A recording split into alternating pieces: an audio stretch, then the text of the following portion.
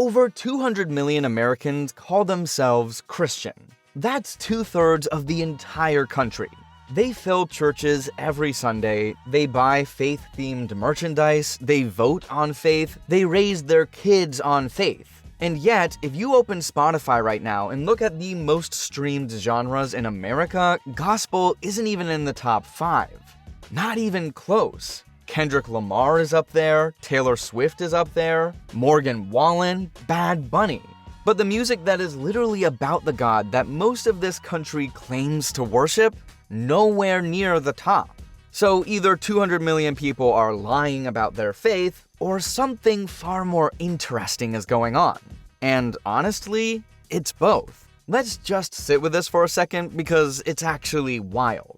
According to Pew Research's 2024 Religious Landscape Study, a survey of nearly 37,000 Americans, 62% of US adults identify as Christian.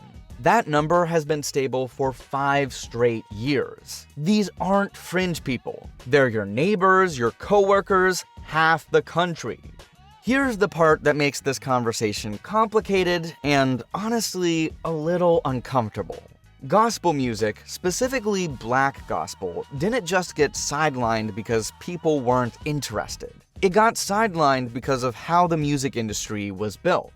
Back in the 1920s through the 40s, all music made by black Americans, jazz, blues, gospel, spirituals, was lumped into a category called race records. Separate catalogs, separate distribution, separate audiences. Literally marketed only to black consumers because the industry didn't believe white audiences would buy it. Gospel grew out of the black church. Soaring vocals, mass choirs, call and response. That tradition goes back to enslaved Africans and runs straight through the civil rights movement. We Shall Overcome was a gospel song.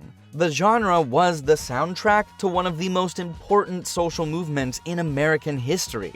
And yet, by the time the music industry modernized and created contemporary Christian music, what we now call CCM, they drew a clean racial line. CCM, the white version, got Nashville backing, K-Love Radio, Dove Awards, and mainstream infrastructure. Black gospel got the Stellar Awards and its own separate radio format. As one music journalist put it, there's CCM radio, there's black gospel radio. The Dove Awards are 99.9% white, the Stellar Awards are 100% black. That's not an accident. That's the music industry doing exactly what American society taught it to do. So when we ask why gospel isn't number 1, part of the answer is that the version of Christian music the industry chose to invest in was deliberately stripped of black gospel's power, energy, and roots, and then promoted as the acceptable face of faith music. But race isn't the only wall gospel runs into. There's a second one. Gospel is too honest about what it is. When critics and industry insiders looked at why Christian music kept failing to break through, they kept landing on the same diagnosis. The music was, in one critic's words, too religious for the secular audience, while simultaneously too aggressive for religious audiences. That's a lose-lose, and it stayed that way for decades. The secular listener doesn't want to feel like they're being preached at. The deeply religious listener is suspicious of any artist who sounds too polished, too mainstream, too commercial. Gospel artists get caught in the middle of that, trying to thread an impossible needle. And the artists who do break through, they usually have to sand down the gospel. Look at the songs that actually cracked the Hot 100 in recent years. In 2025, for the first time in over a decade, 2 CCM songs broke into the all-genre top 40. Brandon Lake's Hard Fought Hallelujah with Jelly Roll, and Forrest Frank's Your Way's Better. But notice, one of them needed a country crossover collab with Jelly Roll to get there. The music industry essentially said, we'll let you in, but bring a secular cosigner. Pure gospel, the kind CeCe Winans, Kirk Franklin, and Shirley Caesar make, doesn't get those cosigns. Because it doesn't need to appeal to everyone, it was never designed to. Now, here's where we get to the real hypocrisy. Americans will happily sing along to God's Plan by Drake, They'll stream Kendrick Lamar's Humble, which opens with religious imagery. They'll go crazy for Kanye's Jesus Walks. They'll make country songs about God and small towns into billion-stream hits. But the moment music unapologetically calls itself gospel, when it refuses to hide what it is, the numbers tank. What that tells you is that Americans don't actually have a problem with God in their music. They have a problem with sincerity. They want faith adjacent, faith flavored, God as aesthetic, not as conviction. The same people who list Christian on every survey form, who'd be offended if you called them anything else, go home and stream artists whose entire discography is built on exactly the values their faith says to reject. And they never once stream a Kirk Franklin album. That's not a music industry problem.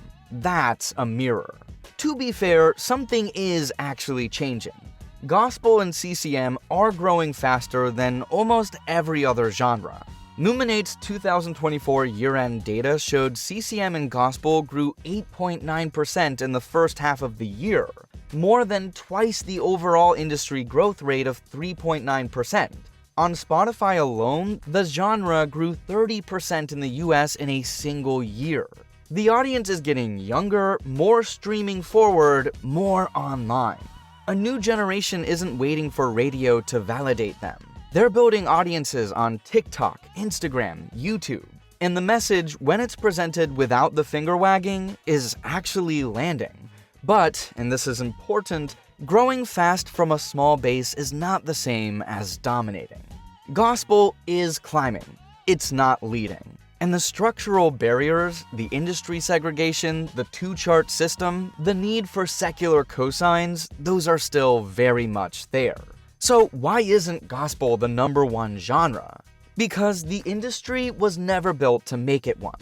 Because the version of Christian music that got resources and infrastructure was carefully scrubbed of what made gospel powerful in the first place. Because Americans are very good at claiming faith and very reluctant to actually live inside it, even in the music they choose to stream. And because sincerity in a culture that rewards performance is a hard sell.